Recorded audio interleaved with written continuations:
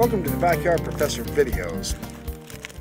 The Bible and Judaism is a remarkably interesting document, isn't it? And it's a fascinating religion to analyze and study. Seems like the lessons are virtually endless, and the information, depending on how we unpack it, gives us contradictory images and messages. And perhaps this is one of the reasons why there are so many blasted religions out there that all claim the Bible has the ultimate truth and no one can agree with it. Here's an analysis that I recently ran across that I think is extremely interesting. The beginning of the Old Testament is written in the spirit of authoritarian religion. The picture of God is that of the absolute ruler of a patriarchal clan who has created man at his pleasure and can destroy him at will. He has forbidden him to eat from the tree of knowledge of good and evil, and has threatened him with death if he transgresses this order. But the serpent, being more wise than any of the other animals, tells Eve, "You won't die, for God doth know that in the day you eat thereof your eyes shall be opened, and you shall be as the gods, knowing good from evil." God proves the serpent to be right. When Adam and Eve have transgressed, he punishes them by proclaiming enmity between man and nature, between man and the soil and animals, and between men and women. But man is not to die. However, the man has now become like one of us, to know the good from the evil, and now lest he put forth his hand and take of the fruit of the tree of life and eat and live forever, God expels Adam and Eve from the Garden of Eden and puts an angel of the flaming sword at the east to keep the way of the tree of life. This is intriguing, isn't it? The text makes clear what man's sin is. It is rebellion against God's command. It is disobedience and not any inherent sinfulness in the act of eating from the tree of knowledge. On the contrary, further religious development has made the knowledge of good and evil the cardinal virtue to which man may aspire. The text also makes it plain that God's motive is a concern with his own superior role, the jealous fear of man's claim to become his equal. A decisive turning point in the relationship between God and man is to be seen in the story of the great flood. When God saw that the wickedness of man was great on the earth, it repented the Lord that he had made man in the earth, and it grieved him at his heart. And the Lord said, "I will destroy man whom I have created from the face of the earth, both man and beast, and the creeping things and the fowls in the air, for it repenteth me that I have made them." Well, there's no question here but that God has the right to destroy his own creatures. He has created them, and they are his property. The text defines their wickedness as violence, but the decision to destroy not only man but animals and plants as well show that we're not dealing here with a sentence commensurate with some specific crime, but with God's angry regret over his own action, which did not turn out very well. But we further read in the record that Noah found grace in the eyes of the Lord, and he, together with his family and representatives of each of the animal species, is saved from the flood. So, thus far, the destruction of man and the salvation of Noah are arbitrary acts of God. He could do as he pleased, as can any powerful tribal chief.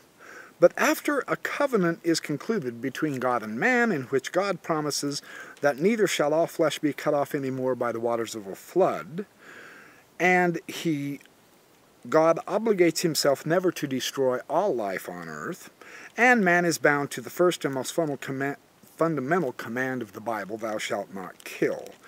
At the hand of every man's brother will I require the life of man. From this point on, the relationship between God and the man undergoes a profound change. God now is no longer an absolute ruler who can act at his pleasure, but is bound by a constitution to which both him and man must adhere. He is bound by a principle which he cannot violate, the principle of respect for life. God can punish man if he violates this principle, but man can also challenge God if he is guilty of its volition. The new relationship between God and man appears clearly in Abraham's plea for Sodom and Gomorrah. When God considers destroying the cities because of their wickedness, Abraham criticizes God for violating his own principles. "That be far from thee, to do after this manner," he says, "to slay the righteous with the wicked, and that the righteous should be as the wicked, that be far from thee. Shall not the judge of all the earth do right?"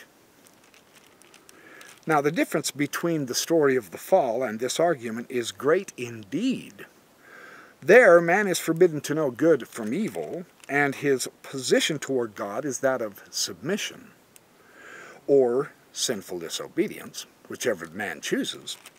But here, man uses his knowledge of good and evil. He criticizes God in the name of justice, and God has to yield, even though in the long run, he still eventually destroyed the entire city. Now, a story from the Jews is extremely interesting that I want to share with you. A number of famous rabbinical scholars disagreed with Rabbi Eliezer's view in regard to a point of ritual law. Rabbi Eliezer said to them, "If the law is as I think it is, then this tree shall let us know." Whereupon the tree jumped from its place 100 yards. Others say 400 yards. His colleagues said to him, "One does not prove anything from a tree." So he said, "If I am right, then this brook shall let us know." Whereupon the brook ran upstream. His colleagues said to him, "One does not prove anything from a brook." He continued and said, "If the law is as I think, then the walls of this house will tell." Whereupon the walls began to fall, but Rabbi Joshua shouted at the walls and said, "If scholars argue a point of law, what business have you to fall?" So the walls fell no further out of respect for Rabbi Joshua, but out of respect for Rabbi Eliezer, they did not straighten up. And that is the way they still are. Rabbi Eliezer took up the argument again and said, "If the law is as I think, they shall tell us from heaven." Whereupon a voice from heaven said, "What have you against Rabbi Eliezer, because the law is as he says?" Whereupon Rabbi Joshua got up and said, "It is written in the Bible, the law is not in heaven." What does this mean? According to Rabbi Jermajahu, it means since the Torah has been given on Mount Sinai, we no longer pay attention to the voices from heaven, because it is written, "You make your decision according to the majority opinion." It then happened that Rabbi Nathan, one of the participants in the discussion, met the prophet Elijah, who was taking a stroll on earth, and he asked the prophet, "What did God himself say when we had this discussion?" And the prophet answered, "God smiled and said, 'My children have won. My children have won.'" Fun little story. What's the point? It emphasizes the autonomy of man's reason, with which even the supernatural voices from heaven cannot interfere. God smiles. Man has done what God wanted him to do. He has become his own master, capable and resolved to make his decisions by himself according to rational, democratic methods. Now that's an interesting point of view. You don't hear the churches share this particular idea with you very much, do you? No matter what religion you belong to.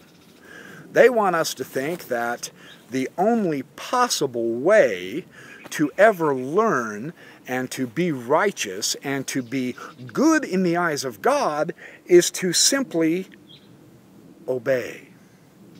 To not think through anything or discuss anything or to come to any kind of a rational decision, but to simply have faith instead of think through the Scriptures and come to a greater understanding of the Scriptures.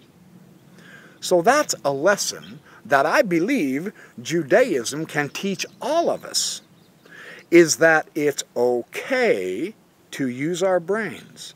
It's okay to have a discussion about what this means, or what we should do here with that, or how do we approach this problem, what can we figure out with this. We have this particular kind of evidence from whatever field we're studying, from whatever subject. How do we analyze this evidence with what we think we know because of what we've observed while we're here on earth, etc.? This rationality is mankind getting out of their childhood of having to be told what to think and what to do, and standing up on our own 2 feet and being able to reason out for ourselves as adults.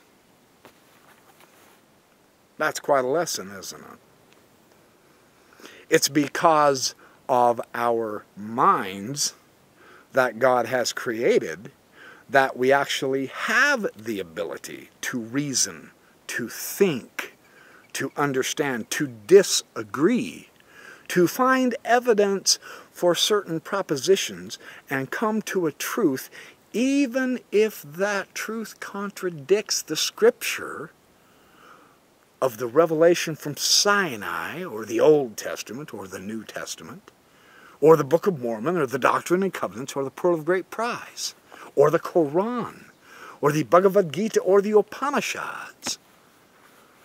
Because reason is the way we come to knowledge.